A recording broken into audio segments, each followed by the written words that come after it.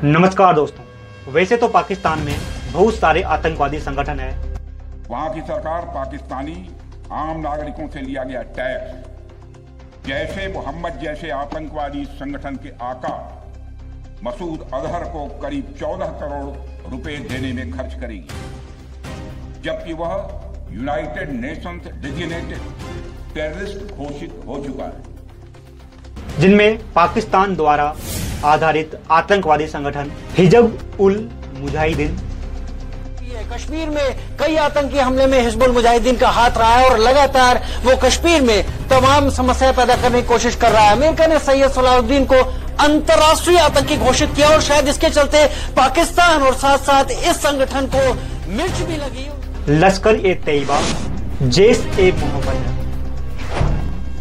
लश्कर ए तैयबा और जैश ए मोहम्मद बुरूज के और बहावलपुर स्थित टेरर इंफ्रास्ट्रक्चर को फिर से खड़ा करने के लिए पाकिस्तान सरकार ने आर्थिक सहायता देने की घोषणा की है। भारत द्वारा चलाए गए ऑपरेशन सिंदूर में भारत ने इन आतंकवादी संगठनों को विशेष रूप से टारगेट किया है।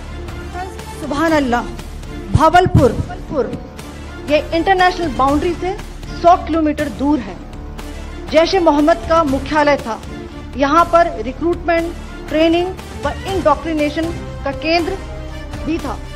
शीर्ष आतंकी अक्सर यहाँ आते थे। भारत ने जिन आतंकवादियों को मारा, पाकिस्तान द्वारा उन आतंकवादियों को राजकीय सम्मान दिया गया है। रियासत की जंग लड़ रहे हो, अल्लाह तुम लोगों के साथ है, ठीक है, क्योंकि तुम लोग अल्लाह की जंग लड़ रहे हो। उसके जिससे प्रमाणित होता है पाकिस्तान आतंकवादियों को बढ़ावा देता है। ये पाकिस्तानी खुफिया एजेंसी ISI से संबंधित है, जहां पर बच्चों को इस्लामी कट्टरपंथी की शिक्षा एवं भारत विरोधी गतिविधियों के लिए तैयार किया जाता है। मुख्य उद्देश्य भारत में अशांति फैलाना है। इन आतंकवादी संगठनों के द्वारा भारत में 2001 में संसद हमला,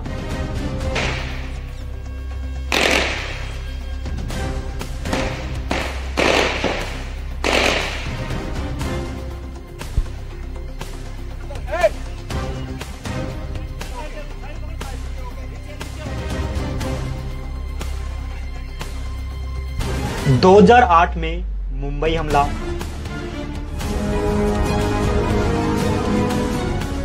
26/11 के मुंबई आतंकवादी हमलों की आज 16वीं बरसी। आतंकियों ने इसे दिन अंधाधुंध गोलीबारी कर 18 सुरक्षा कर्मियों समेत 166 लोगों की जान ले ली। और 2019 में पुलवामा हमला किया गया था। हिजब उल मुजाहिदीन पाकिस्तान के आतंकवादी संगठनों में से प्रमुख है, जिसकी स्थापना 1989 में मुजफ्फराबाद में की गई थी। इसका वैचारिक जुड़ाव जमात उल इस्लामी से है, जिसे पाकिस्तानी खुफिया एजेंसी ISI द्वारा बढ़ावा दिया जाता है। मुख्य उद्देश्य कश्मीर को पाकिस्तान में मिलाना है। इनको लगता है कि भारत पाकिस्तान के कश्मीर पर कब्जा कर रखा है, इसलिए ये पाकिस्तान कश्मीर को छुड़ाना चाहता है। इस संगठन का प्रमुख नेता सैयद सलाहुद्दीन है। भारत में श्रीनगर, कुड़प्पा, राजौरी इन्होंने ठिकाने बना रखे हैं, जहां से भारत में आतंकवादी गतिविधियों को ये बढ़ावा देते हैं। इन्होंने 2011 में दिल्ली हाईकोर्ट में बम धमाका किया था। अमेरिका द्वारा 2017 में इस संगठन को आतंकवादी संगठन घोषित किया गया है, लेकिन पाकिस्तान तो पाकिस्तान है। पाकिस्तान इन आतंकवादियों को राजकीय सम्मान देने से भी पीछे नहीं हटता है। रियासत की जंग लड़ रहे हो, अल्लाह तुम लोगों के साथ है, ठीक है, क्योंकि तुम लोग अल्लाह की जंग लड़ रहे हो। उसके कहीं ना कहीं पाकिस्तानी आर्मी और पाकिस्तानी नेता भी इन आतंकवाद फैलाने के समर्थन में हैं। लश्कर ए तैयबा पाकिस्तान के प्रमुख आतंकवादियों में से एक है। इस आतंकवादी संगठन की स्थापना 1990 में हुई थी। कश्मीर को भारत से अलग करके पाकिस्तान में मिलाना एवं पूरे एशिया में इस्लामी शासन की स्थापना करना इनके मुख्य उद्देश्य है। भला ऐसा कौन सा धर्म सिखाता है जो मानव को मानव ना समझे? इनको लगता है भारत मुसलमानों पर अत्याचार करता है, लेकिन इनको चीन में हो रहे मुसलमानों पर अत्याचार नहीं दिखता है।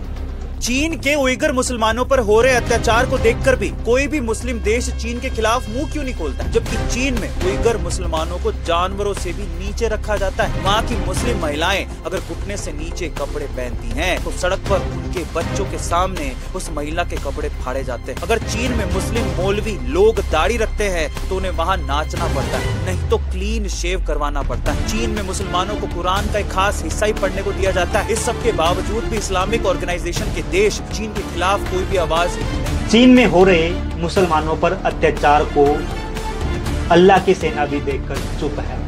इस संगठन के प्रमुख नेता आसिफ मोहम्मद है।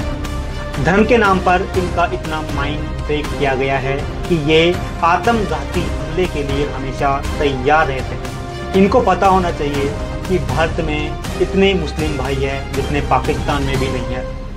लश्कर-ए-तैयबा द्वारा भारत में अनेक आतंकवादी हमले किए गए, जिनमें अनेक मुसलमान भी मारे गए थे। 2000 में अक्षरधाम हमला, 2006 में मुंबई लोकल ट्रेन बम धमाके एवं 26/11 का हमला इसने किया था। भारत द्वारा चलाए गए ऑपरेशन सिंदूर में भारत ने इन आतंकवादियों के ठिकाने यानी कि पाकिस्तान में घुसकर इन आतंकवादियों को तबाह किया है। Operation Sindoor was launched by Indian Armed Forces to deliver justice to the victims of Pahalgam terror attack and their families. 9 terrorist camps were targeted and successfully destroyed. Over the last 3 decades, Pakistan has systematically built terror infrastructure. It is a complex web of recruitment and indoctrination centers, training areas for initial and refresher courses, and launch pads for handlers. जैश-ए Mohammad Pakistan का सबसे खतरनाक आतंकवादी संगठन है। which is accused of and has accepted responsibility for attacks in Indian administered Kashmir. These are things from our past. Through legitimate businesses. Let me ask you a question. The terrorists, which it is claimed that they are over here, or they are the terrorist camps, or the terrorist outfits, they were allies of the United States effort in Afghanistan in the 80s. So, इस आतंकवादी संगठन की स्थापना 2000 में पाकिस्तान भावलपुर में हुई थी। ये पाकिस्तान का सबसे बड़ा आतंकवादी संगठन माना जाता है।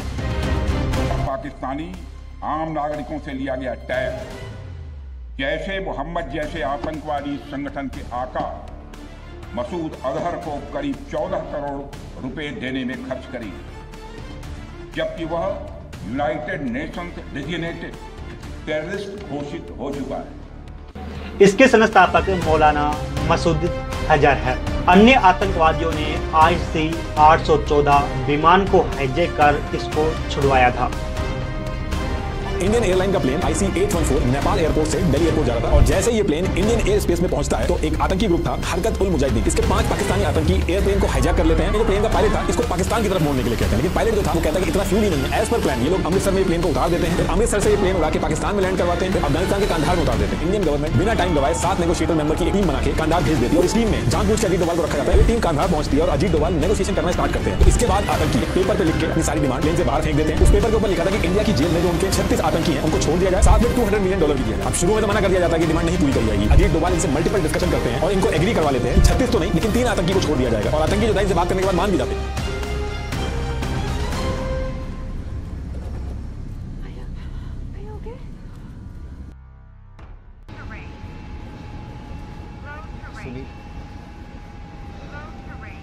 Prepare to land. Sir, where sir? I don't know. इस आतंकी संगठन ने भारत में 2001 में संसद पर हमला करवाया। The attack on Parliament in the heart of the capital, an indicator of a new level of terrorist activity. Suicide squads aimed at the very heart of India's democracy. 2016 में पठानकोट हमला किया, 2019 में पुलवामा आतंकवादी हमला करवाया।